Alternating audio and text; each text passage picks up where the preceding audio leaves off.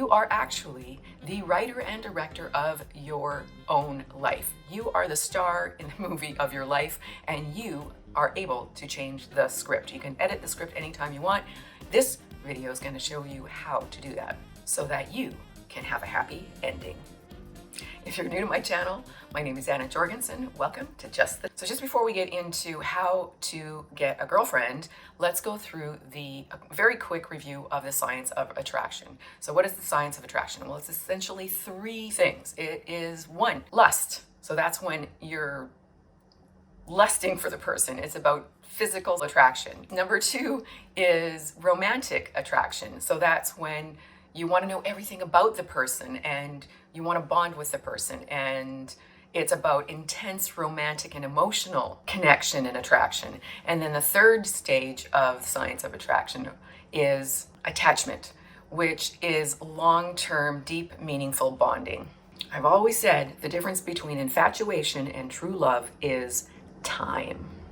Now let's look at the framework for how to get a girlfriend. So Dr. Helen Fisher's work suggests there are three stages to having a relationship, but I'm actually going to expand it and include two extras.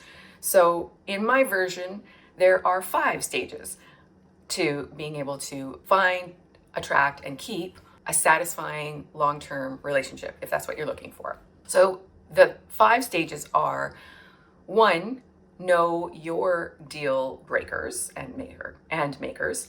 2, know her deal breakers and makers. And then 3, attract and engage. 4, create rapport. And 5, build a relationship. So let's go into these in a little bit more detail. Number 1, your deal makers. So in order to find and attract and keep the woman of your dreams, you need to first of all know what that looks like. Like, who is this person in the world? Not specifically who this person is, but what does that look like? You need to know what your deal makers, your top 5 must-have qualities that without which any one of, no matter how amazing she is in every other category, if she's missing one of these things, it's a no-go. So you need to figure that out. Knowing what your deal makers are often starts with knowing what your deal breakers are. So those are easier to figure out if you've had a past relationship, but there are ways of figuring that out, even if you have never been in a relationship before. And I'm going to share a little bit more about what to do there later in the video, so stay tuned for that.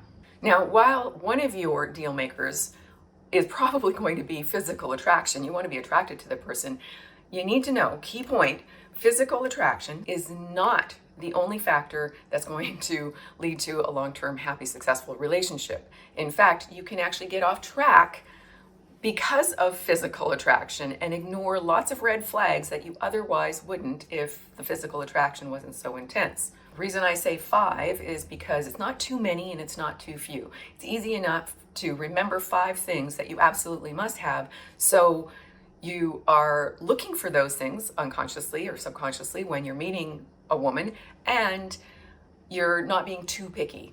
And in my Wake Up to Love program, I actually go through a process for how to figure out what your true deal makers and deal breakers are, not what you think they are, because oftentimes they're not exactly what you think they are. And then you might be looking for the wrong person, and then you're wondering why these relationships aren't working out, why they're not advancing. So then you want to know what her deal makers are and her deal breakers. Now this is a little bit trickier, but there is a way of doing this. And again, my Wake Up to Love program goes through a more detailed process on figuring this out, but you can kind of get an idea as to what your ideal woman is going to probably want in her ideal man.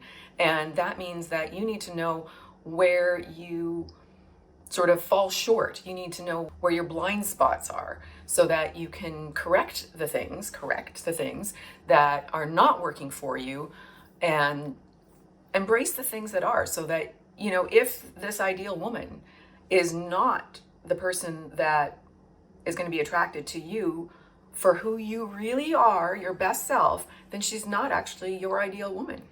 The next stage is attract and engage. So before you can actually be effective in attracting and engaging with women, especially high quality, high value women, is being able to really understand women better than they understand themselves. most women don't really understand what they need and want. So they will tell you that they want something, but they don't actually biologically respond well to that need or that perceived need they think they have. So an example of this is all women will tell you, especially after they've had a few not great relationships or encounters with men, that they just want a nice guy.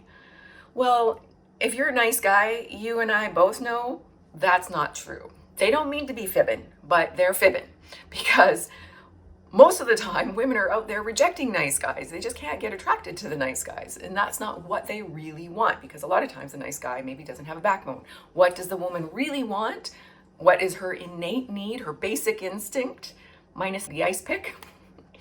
And she wants a man who is kind, but has a backbone and isn't a cat butt.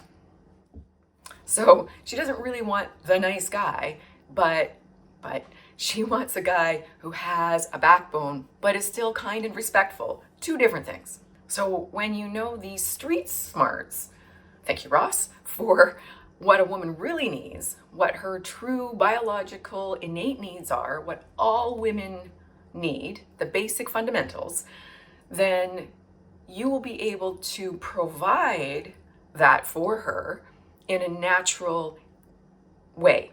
And you'll be able to navigate the dating jungle a lot easier.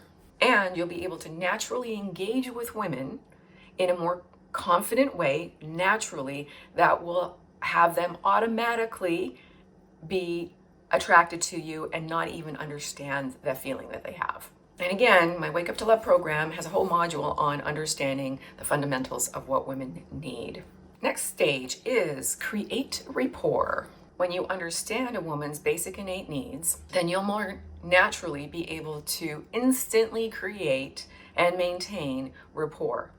One of the basic needs women have is to feel safe. Now, men automatically assume physical safety, but we also are talking about emotional safety. So women are constantly gauging whether you're physically safe and emotionally safe. So if you can go out of your way to make her feel safe naturally, then she will naturally feel more at ease and relaxed around you.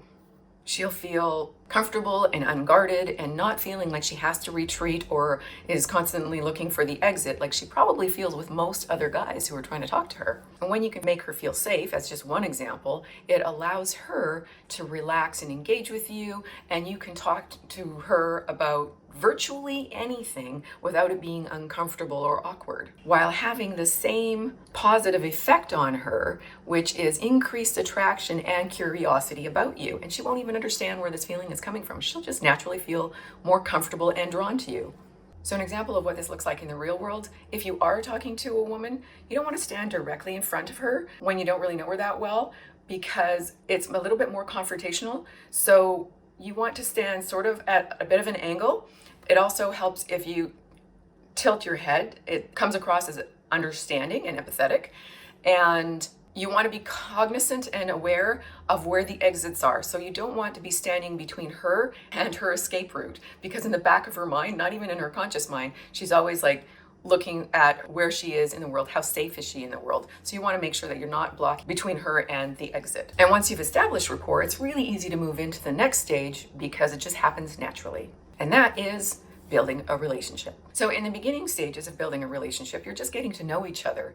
And a really key point here is if you already know your deal breakers and what your ideal woman's deal breakers and deal makers should be, then you will be vetting her as much as she should be vetting you. And what I mean by that is if you've done the previous steps well and skillfully, then she will be attracted to you even when there are red flags for her. So this means that you actually need to look out for her red flags, the red flags she should have that she might be ignoring and moving forward to be with you, even though maybe you shouldn't. Just because you can be with someone, key point, doesn't mean you should be with someone. So an example of this would be if you've said you don't want kids for at least another 10 or 15 years because you're in school or you're building your business, or it's just you don't feel ready or something like that. And she wants kids. and let's say she wants to start a family in the next 5 years, but she says she'd be willing to wait. That should send up a bit of a flag, because if she's got a Pinterest board that's filled with baby stuff, she might not be willing to wait. She might start nagging you tomorrow or in a couple of years. And if that throws off your life plan, then you might not be the right fit with that girl. Or if she's in her 30s and she says, oh yeah, no problem, let's wait, we can always adopt. Maybe not. That might not work out. Now, maybe it does work out, but you just have to be aware that there are going to be some red flags, that if she's super attracted to you because you've engaged and built rapport and done all the things right, then she might be ignoring things that she shouldn't be ignoring and that you shouldn't be ignoring. And again, you're not looking for someone perfect. There's no perfect woman. There's no perfect person in the world. You're not perfect. She's not perfect. But you're trying to find the person that has the right flaws for you and that you have the right flaws for them. And you might end up being with someone who isn't right. You've done all this and you think you've got it right, and then you're in a relationship and there's some things that are showing up that are not working. Now, if you've ever been in a bad relationship, then you know what I'm talking about. If you've never actually been in a relationship, then you won't know yet.